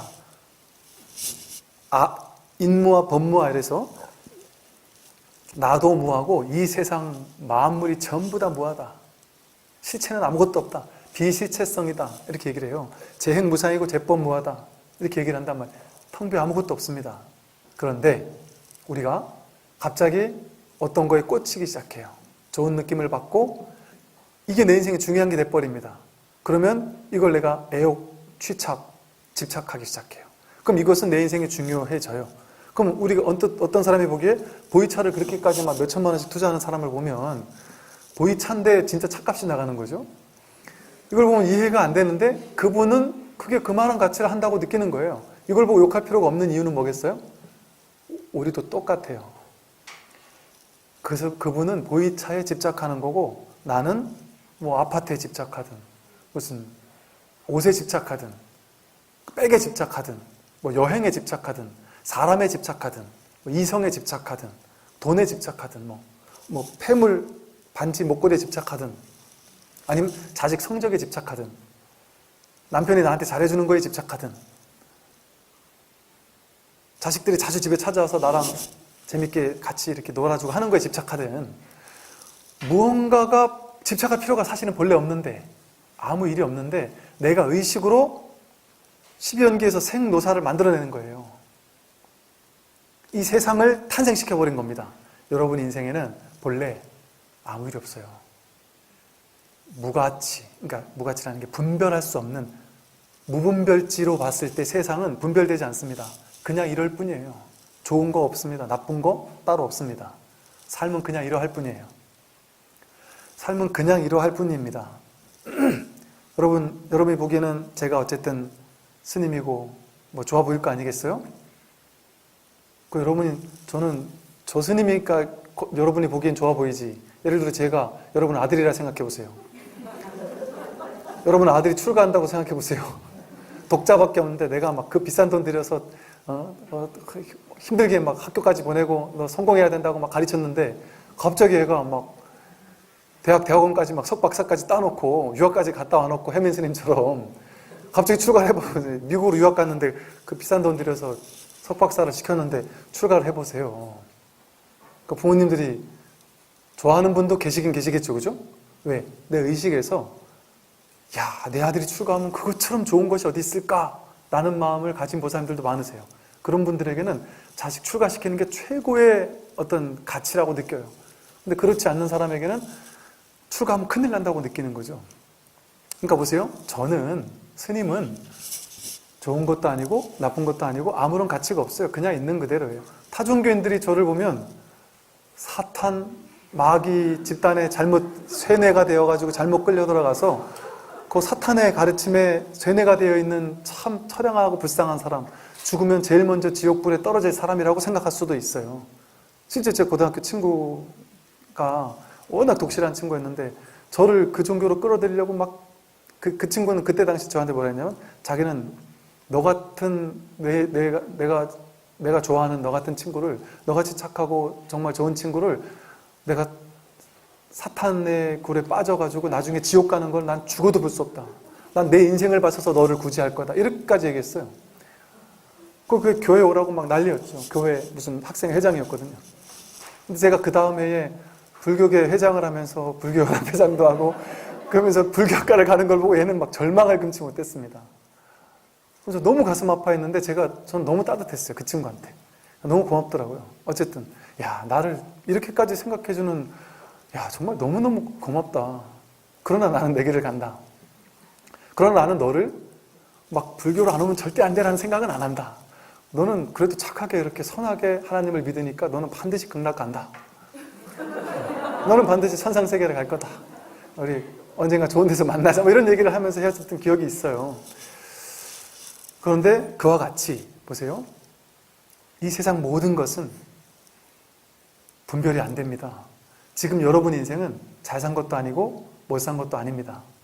행복한 것도 아니고 불행한 것도 아닙니다. 여러분 자식은 잘 가고 있는 것도 아니고 못 가고 있는 것도 아니고요.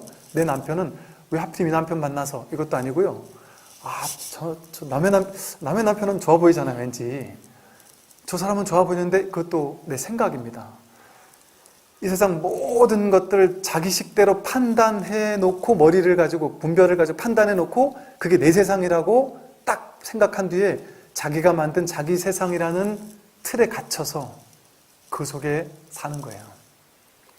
그게 내가 만든 세상입니다. 그래서 유식 무경이라고 그래요. 유식 불교에서는 유식 오로지 자기가 판단한 식밖에 없다. 바깥 경계라는 건 없다. 그런 바깥 경계는 실제 없습니다. 쉽게 말하면 여러분은 내가 이 세상은 원래 몇천 년 전부터 빅뱅 일어나면서부터 막 있어가지고 수많은 사람들이 나고 죽고 막 이렇게 한다. 나도 그래서 이 세상에 딱 태어났다가 몇십 년 있으면 죽는다 이렇게 생각하잖아요. 그런 고정된 세상이 있고 내가 왔다 가는 게 아닙니다.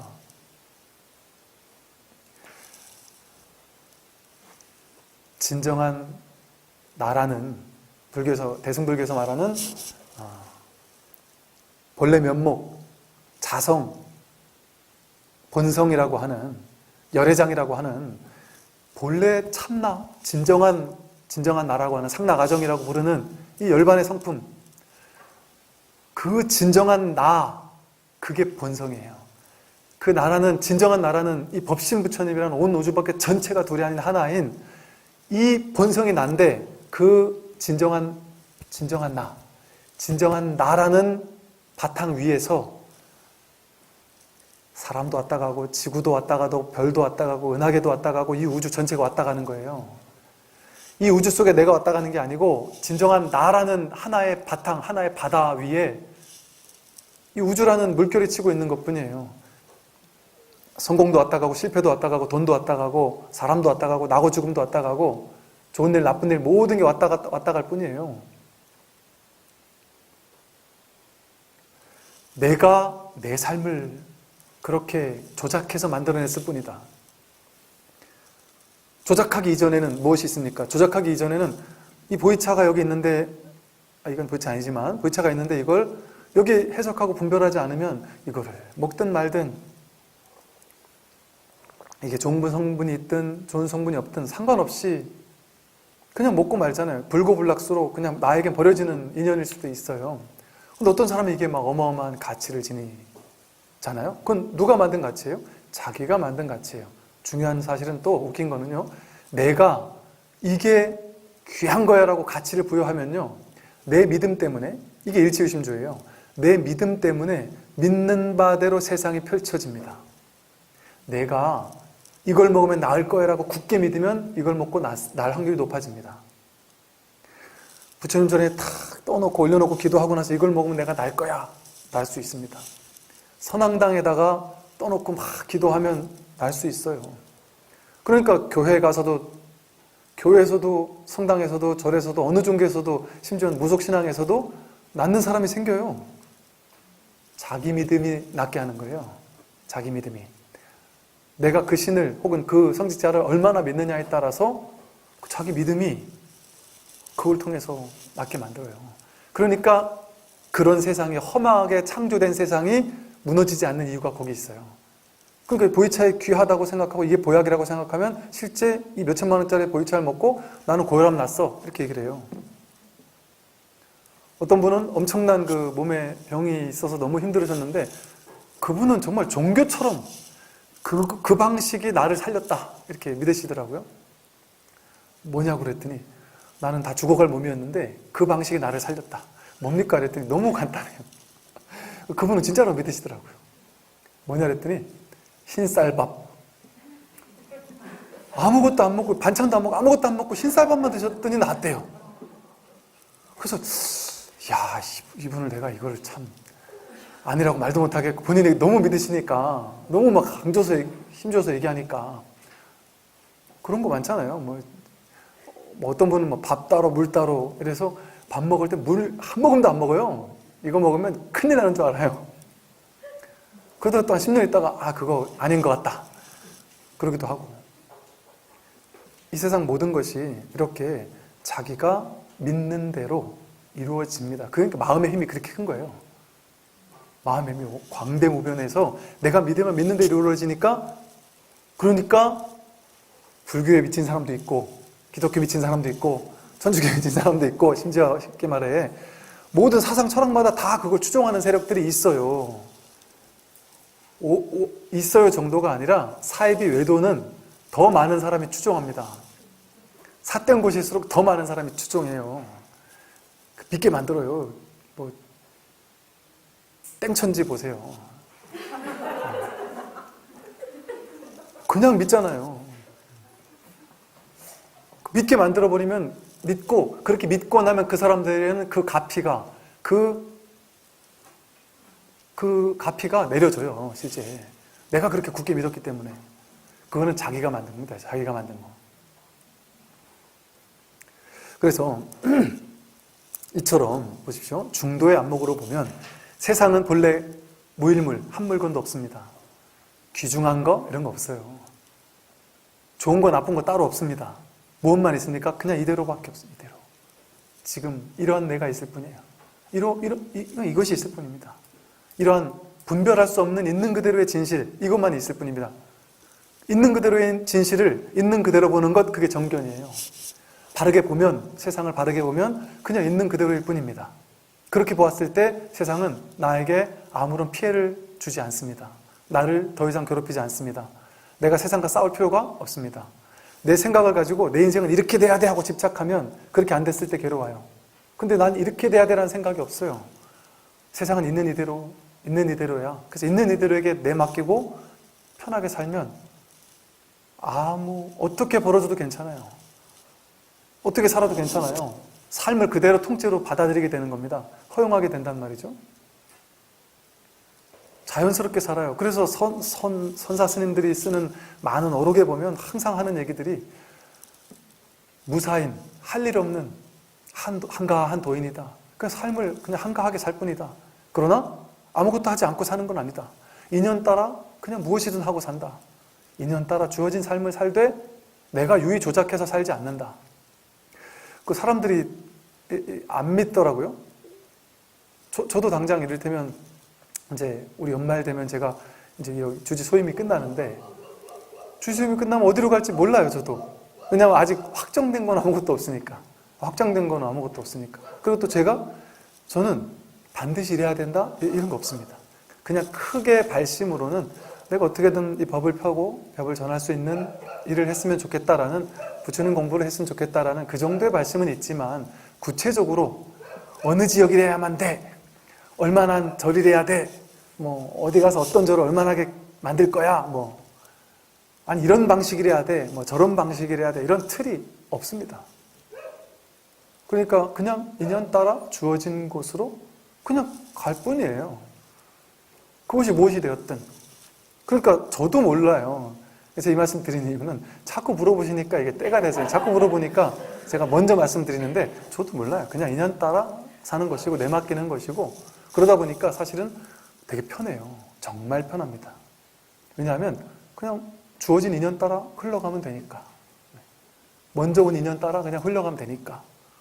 그러다가 또 그 인연이 도저히 아니다 싶으면 또 그만두면 되니까. 그 인연 따라 이렇게 흘러가는 삶을 살게 되면 정말 삶이 가벼워지기 시작합니다. 삶과 싸우지 않아도 됩니다. 삶과 싸운다는 건 사실 내 생각과 싸우는 거거든요. 자기 생각을 고집해서 삶이라는 진리가 쫙 완전하게 펼쳐지고 있는데 삶이라는 진리를 거부하고 내 생각이라는 거짓된 허망한 분별 망상에 집착하니까 삶이라는 제법 실상의 진리를, 부처님을 거부하고 자기 생각을 믿은 거예요. 그러니까 우리가 괴로운 이유는 뭐냐면 부처님은 뭐가 부처님이에요? 법신 부처님이라는 것처럼 법신은 뭐냐면 우주법계 삼라만상 전체가 그대로 법의 몸이라는 거예요.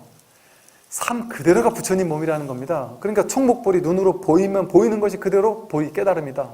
입처계진, 임재 스님이 입처계진 수처작주, 자기가 서 있는 그 자리가 바로 참된 진실의 자리니 어느 곳에 가든 거기서 주인공이다. 어디에도 그곳에 있는 그곳이 주인공이고 그것이 주인공이고 그 이대로가 다 주인공이다. 즉 지금 이대로가 완전한 법의 실상이고 지금 이대로가 완전한 부처님의 현현이다, 이 소리예요.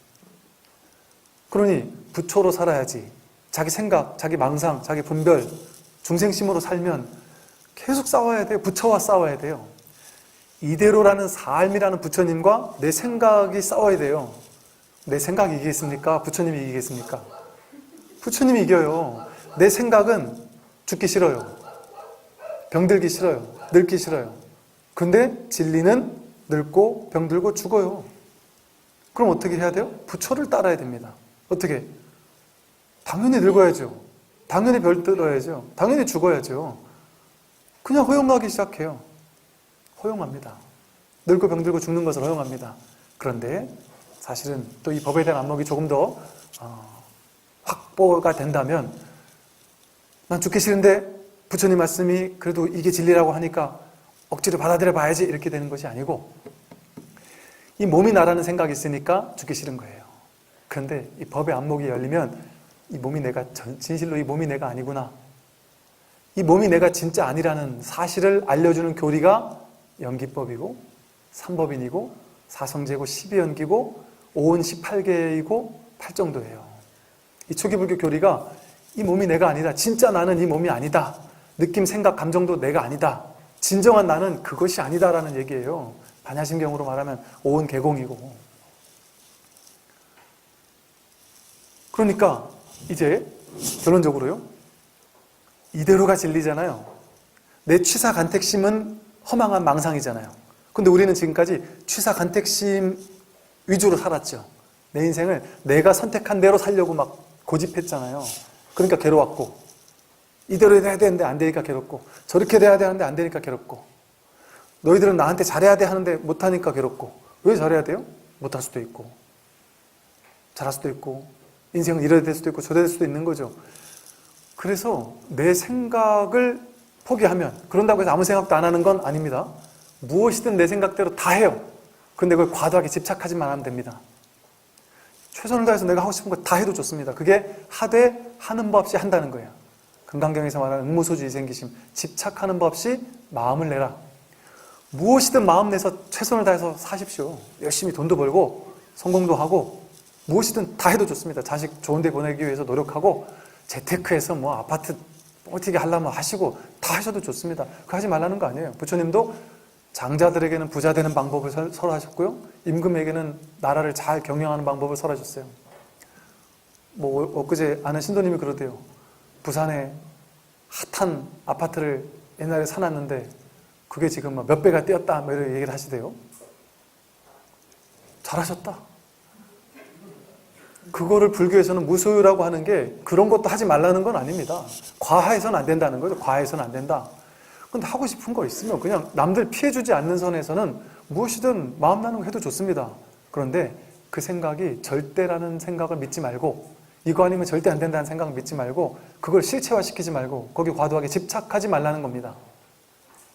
그렇게 되면 삶이 저절로 힘이 빠져요. 이완이 되고 릴렉스가 되고 너무 자유로워집니다. 너무 편안해져요. 그런데 신기한 건 내가 하는 일이 없는데 저절로 일은 다 하게 되고요. 내가 애쓰는 게 없는데 삶은 그 전보다 훨씬 잘 흘러갑니다. 내가 에너지를 훨씬 덜 썼는데 훨씬 더 강력한 어떤 결과물이 만들어져요. 예를 들어 제가 이 책을 잘 써야지 하고 막 집착하면서 막 몇 날 며칠을 막 고민해서 쓰고 베스트셀러를 만들어야지 하고 쓰면 한 줄도 나가기가 힘들어요. 옛날에 그렇게 써보니까 어느 큰 신문사에서 스님이 좀 젊으시고 한데 스님이 이제 뭐 글이 좋아서 저희가 특별히 아주 인심 써주는 것처럼 저한테 특별히 스님 참 젊고 이게 스님이 여기 쓸 감이 안 되는 스님이지만 벌써 옛날에 우리가 아주 큰 맘 먹고 스님을 저희가 이렇게 딱 필진으로 모실 테니까 잘 써주셔야 됩니다. 잘 써주셔야 됩니다. 막 그러더라고요. 이씨, 이걸 하지 말까 하다가 어쨌든 한번 해보자 하고 그냥 쓰겠다 했는데 그 양반이 잘 써달라는 얘기에 자꾸 귀천을 맴도니까 더구나 이게 저는 좀 글을 그 당시만 해도 길게 쓴 걸 좋아했는데 아주 짤막한 데다가 잘 써달라니까 이게 너무 힘든 거예요. 야, 그때 제가 느끼기를 두 줄 쓰는 게 이렇게 힘들구나. 두 줄 쓰는 게 그렇게 힘들어요. 잘 쓰려는 인위적인 조작을 가지고 쓰면. 그런데 이 책 쓸 때도 마찬가지인데요. 주로 저는 책을 거의 평소에는 안 씁니다. 그런데 뭔가 어떤 이거 써야 되겠다는 어떤 마음이 들어서 쓸 때는 A4용지로 예를 들면 뭐 한 10장, 20장을 써도 정말 시간 가는 줄 모르고 그냥 써요. 잘 쓰겠다는 생각이 하나도 없이 그냥 쓰거든요. 그러니까 그런데 그렇게 쓰는 게 훨씬 글이 마음에 드는 글들, 뭐 좋은 글들이 나와요. 그러니까 지금 이 말은 뭐냐면 내가 애써서 잘하려고 하면 좋은 글이 안 나와요. 근데 힘 다 빼고 하면 더 좋은 게 나와요. 그러니까 명곡이 탄생할 때도 잘 써서 베스트 내가 우리나라 1등 해야지 이러면은 명곡이 탄생을 안 하는데 그냥 문득 자기 마음을 그냥 그림, 음악으로 했는데 그게 시대의 명곡이 되고 이런다잖아요. 그런 것처럼 릴렉스한 채 살면 사실은 더 큰 힘이 붙습니다. 왜? 거기는 나라는 자아의 책동이 없어요. 에고의 어떤 집착 이런 마음이 없기 때문에 완전 내려놓기 때문에 그때는 나라는 자아가 활동을 하는 것이 아니라 뭐랄까 좀 방편으로 설명해 본다면 근원의 나, 본래 부처의 나, 그 불성의 힘, 지혜, 본래 부처의 지혜의 힘이 이것을 그냥 사라지게 해버리는 거예요. 내가 하는 게 아니라. 그럼 더 큰 힘이 붙을 수밖에 없죠. 힘은 훨씬 덜 썼는데 잘 쓰려고 하면 막 썼다 지었다 하면서 막 머리도 아프고 힘 엄청 쓰는데도 좋은 게 안 나오지만 힘을 턱 빼고 쓰면 훨씬 좋은 게 나오는 것과 똑같다. 그래서 삶도 마찬가지입니다. 삶을 잘 살려고 막 애쓰고 생각 따라서 분별 따라서 잘 살려고 막 기를 쓰면 잘 사라지지 않아요. 근데 힘 다 빼고 내가 사는 게 아니다. 나라는 게 본래 없다 하는 어떤 이 지금은 이제 머리의 수준이겠지만 이걸 이제 탁 내려놓고 그렇게 이 법으로서 법이 드러나게 해서 법이 내 삶을 살도록 하기 시작하게 된다면 삶은 정말 가벼워지기 시작합니다. 그런데 더 큰 힘이 생겨서 나는 요만큼 노력했는데 더 큰 성취가 일어나요. 이게 뭐지 싶은 더 큰 성취가 일어난다니까요. 그러나 더 큰 성취를 바라는 건 아니에요. 일어나도 좋고 안 일어나도 좋아요. 그 삶의 흐름에 따라 그 자리가 바로 금강경에서 말하는 수다원과 흐름에 든 자, 흐름 인육과 법의 흐름에 이제 내가 일로 가려고 절로 가려고 막 잘 가려고 애썼는데 이젠 애쓰는 게 없이 법계의 흐름에 턱 내맡기고 들게 되는 거예요. 그게 초기불교 아함경에서 수행자는 강물에 떠가는 마른 장작같이 살아야 된다 이런 표현을 써요. 마른 장작은 강물에 떠 있으면 지가 막 잘 가려고 안 해요. 느리게 가거나 빨리 가려고 안 해요. 두 갈래 길이 나와도 어디로 가려고 애쓰지 않아요. 그냥 내맡기고 흐름을 따라갈 뿐이에요. 그러니까 힘 하나도 안 들죠. 힘 하나도 안 들고 그냥 내맡기는데 저절로 바다에가 닿아요. 근데 내가 좋은 데로 가려고 이쪽으로 가려고 막 애쓰면 그렇게 안 된다. 그래서 그것이 바로 중도의 길이고 불이법의 길이고 팔정도의 길이고 과도한 애쓰지 않는 삶이 바로 명상이 되는 길입니다. 그래서 이게 바로 생활 수행이고 마음 공부인 것이죠. 이제 그 교리를 제가 이제 조금 현실화해서 구체적으로 말씀드린 거고 결론을 말씀드리면 이처럼 취사간택하지 않고 좋은 걸 집착하거나 싫은 걸 밀쳐내려고 하는 노력을 내려놓고 그냥 삶의 흐름에 들어서 삶 전체를 통째로 받아들이는 겁니다. 받아들이려고 애쓰는 게 아니에요. 이거는 그냥 삶이 오도록 허용해 주는 거예요. 삶이라는 진리가 삶이라는 법신 부처님이 그냥 오도록 오면 오는 대로 그대로 그냥 허용해 주는 거예요. 사실은 오고 가는 것도 아니지만 이 삶 전체가 법이고 전체가 부처구나 전체가 나구나 라는 마음으로 조작하지 않고 그냥 사는 거예요. 인연 따라. 그럼 인연 따라 삽니다. 아무것도 안 하고 사는 게 아니에요. 배고프면 밥 먹고 일하고 돈도 벌고 가고 싶으면 가고 오고 싶으면 오고 할 거 다 해요. 다 하는데 무게감이 없어요. 편하게 합니다. 그게 진정한 어떤 마음 공부의 길이고 수행의 길이다. 그래서 이것을 이제 앞으로 조금 교리에서는 지금 제가 말씀드린 이 사실을 교리에서는 어떤 측면으로 해설하고 있는지 제가 지금 얘기한 게 교리 얘기는 하나도 안 한 것 같지만 다 불교 교리 얘기예요. 그거를 좀 현대적인 말로 푸는 거예요. 그래서 앞으로는 이제 그것을 조금 더 이제 교리에서는 어떻게 설명하고 있는지를 다양한 측면에서 접근하면서 조금 더 구체화시켜서 여러분 안에 본래 법이, 본래 열반이 드러날 수 있도록, 본래 있는 열반이 드러날 수 있도록 그렇게 좀 안내해 드리도록 노력을 하겠습니다. 수고 많으셨습니다. 성공하십시오.